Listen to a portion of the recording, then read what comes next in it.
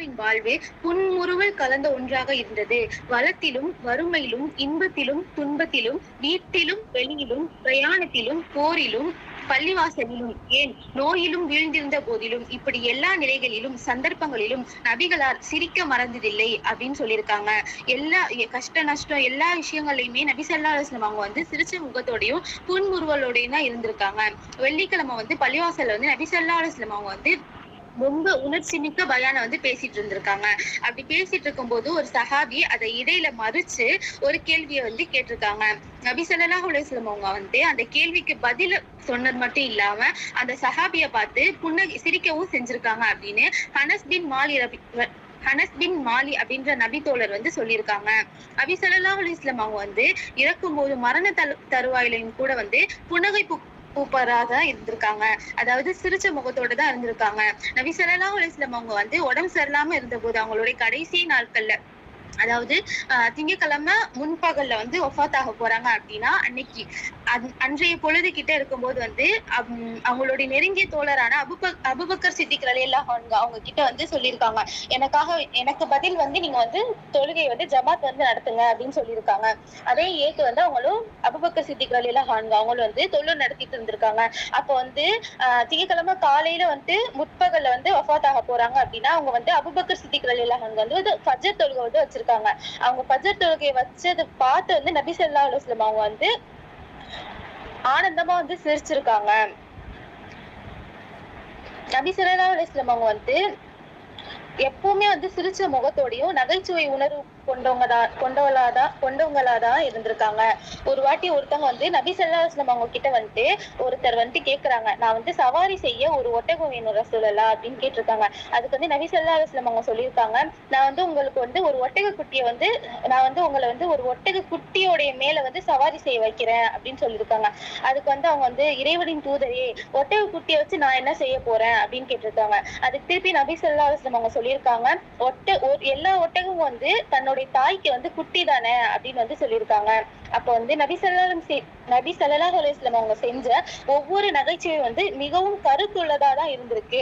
அதே மாதிரியே வந்து ஒரு கிழவி வந்து நபி ஸல்லல்லாஹு அலைஹி வஸல்லம் அவங்க கிட்ட வந்து சொல்றாங்க, யா ரசூலல்லாஹ், நான் வந்து சொர்க்கத்துல நுழைறதுக்காக வேண்டி அல்லாஹ்விடத்துல வந்து எனக்கு வந்து துஆ செய்யுங்க அப்படின்னு சொல்லியிருக்காங்க. அதுக்கு நபி ஸல்லல்லாஹு அலைஹி வஸல்லம் வந்து இன்னாரின் தாயே, சொர்க்கத்தில் வந்து கிழவிகள் வந்து நுழைவதே கிடையாது அப்படின்னு சொல்லிட்டாங்களாம். அதோட அந்த கிழவி வந்து ரொம்ப அழுக ஆரம்பிச்சிட்டாங்களாம். ரசூலாவே இப்படி சொல்லிட்டாங்களே அப்படின்னு சொல்லிட்டு ரொம்ப அழுக ஆரம்பிச்சிட்டாங்களாம்.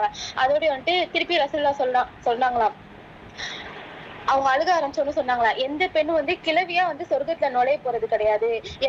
எல்லா பெண்களுமே வந்து கன்னியராவே, அதாவது வந்து குமரியாவே வந்துட்டு சொர்க்கத்துல நுழைவாங்க அப்படின்னு நபி ஸல்லல்லாஹு அலைஹி வஸல்லம் அவங்க வந்து சொல்லியிருக்காங்க. உம்மு ஐமன் அப்படின்ற பெண் வந்து நபி ஸல்லல்லாஹு அலைஹி வஸல்லம் அவங்க கிட்ட வந்து என்னுடைய கணவர் வந்து உங்களை கூப்பிடுறாங்க அப்படின்னு சொல்றாங்க. அதுக்கு நபி ஸல்லல்லாஹு அலைஹி வஸல்லம் கேக்குறாங்களா, யார் அவங்க, கண்ணு வெள்ளையா இருக்குமே அவங்களா அப்படின்னு கேக்குறாங்க.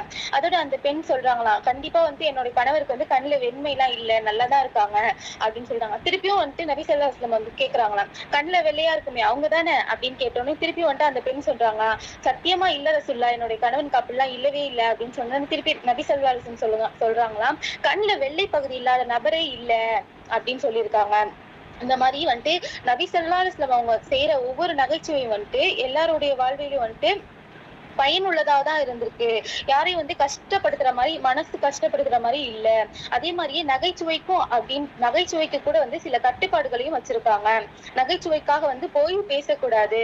நகைச்சுவை ஒரு சஹாபி வந்து நபி ஸல்லல்லாஹு அலைஹி வஸல்லம் அவங்க கிட்ட வந்து கேக்குறாங்க, யா ரசூலல்லாஹ், நீங்க வந்து எப்பவுமே வந்து நகைச்சுவை உணர்வோடையும் சிரிச்ச முகத்தோடையும் தான் எங்க கிட்ட பழகுறீங்க, எங்க கிட்ட பேசுறீங்க அப்படின்னு கேட்கும்போது ரசூலுல்லாஹ் சொல்லியிருக்காங்க, ஆமா, நான் வந்து உண்மையை தவிர வேற எதுவுமே வந்து பேசுறது கிடையாது அப்படின்னு சொல்லியிருக்காங்க. அப்ப வந்து மக்களை வந்து மகிழ்ச்சி படுத்துறதுக்காக வந்து எப்போதுமே பொய் பேசிட்டு இருக்கக்கூடாது.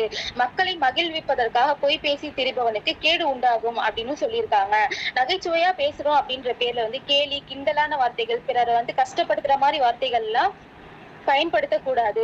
நபி ஸல்லல்லாஹு அலைஹி வஸல்லம் அவங்க வந்து எல்லாவற்றிலும் நமக்கு முன்மாதிரியா இருந்தது போல நகைச்சுவை விளையாட்டு கலந்த இயல்பான வாழ்க்கைக்கும் சிறந்த வழிகாட்டுதலை நம்மளுக்கு தந்திருக்காங்க. அதே மாதிரியே நபி ஸல்லல்லாஹு அலைஹி வஸல்லம் அவங்க வெளியே மட்டும் இல்லாம எப்பெல்லாம் வீட்டுக்கு வராங்களோ அப்ப வீட்டுக்கு வரும்போதுலாம் வீட்டுல இருக்கிறவங்களையும் வந்து மகிழ்ச்சியோட தான் வச்சிருப்பாங்களாம். அவங்களும் மகிழ்ச்சியா இருந்து பிறரையும் வந்து மகிழ்ச்சியா தான் பார்த்துட்டு இருந்திருக்காங்க. அதே மாதிரியே ஒரு சின்ன சிரிப்பு, ஒரு புன்முறுவலோட தான் இருப்பாங்களாம். வீட்டுக்கு வந்தா வந்துட்டு ஐஷா ரலியல்லாஹு அன்ஹா அவங்க வந்துட்டு நபி ஸல்லல்லாஹு அலைஹி வஸல்லம் அவங்கள வந்து யா ஹத்தாக் அப்படின்னு தான் கூப்பிடுவாங்களாம். ஏன்னா எப்பவுமே வந்துட்டு நபி ஸல்லல்லாஹு அலைஹி வஸல்லம் வந்து சிரிச்ச முகத்தோட இருக்கிறாருன்னா யா ஹத்தாக்னா சிரிப்பு அழகரே அப்படின்னு அர்த்தமா அப்படிதான் வந்துட்டு கூப்பிடுவாங்களாம்.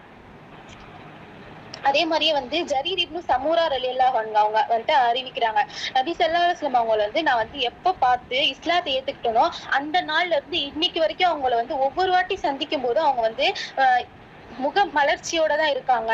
எப்பவுமே வந்து சிரிச்ச முகத்தோட தான் எல்லாரு கூடயும் பேசக்கூடியவங்களா இருக்காங்க அப்படின்னு சொல்லியிருக்காங்க. அதே மாதிரியே வீட்டுல இருக்கும்போது வந்து ஐஷா ரலியல்லாஹு அன்ஹா அவங்கள வந்து யா ஹுமைரா அப்படின்னு கூப்பிடுவாங்களாம். இதோடைய அர்த்தம் வந்து சின்ன சிவப்பழகி அப்படின்னு அர்த்தமா. அப்படி கூப்பிடும் போதுலாம் ஐஷா ரலியல்லாஹு அவங்க சொல்லுவாங்களாம், அல்லாஹ்வின் தூதரே நீங்க ரொம்ப வேடிக்கையா பேசுறீங்க அப்படின்னு சொல்லுவாங்களாம். அப்படி சொல்லும்போது ரசூலுல்லாஹ் சொல்லுவாங்களாம், நான் வந்து நகைச்சுவையா பேசினாலும் அதுல உண்மை மட்டும்தான் இருக்கும் அப்படின்னு சொல்லுவாங்களாம். முகத்தில் மலர்ச்சியையும் மனதில் மகிழ்ச்சியையும் உண்டாக்கி நபி ஸல்லல்லாஹு அலைஹி வஸல்லம் அவர்களின் வாழ்க்கை முறையை அறிந்து அதை நம் வாழ்விலும் அமல்படுத்தக்கூடிய தௌஃபீக்கை அல்லாஹ் தஆலா நம் அனைவருக்கும் தந்தருள்வானாக. வாஹிர் தவானா அல்ஹம்துலில்லாஹி ரப்பில் ஆலமீன். அஸ்ஸலாமு அலைக்கும் வரஹ்மத்துல்லாஹி வபரகாத்துஹு.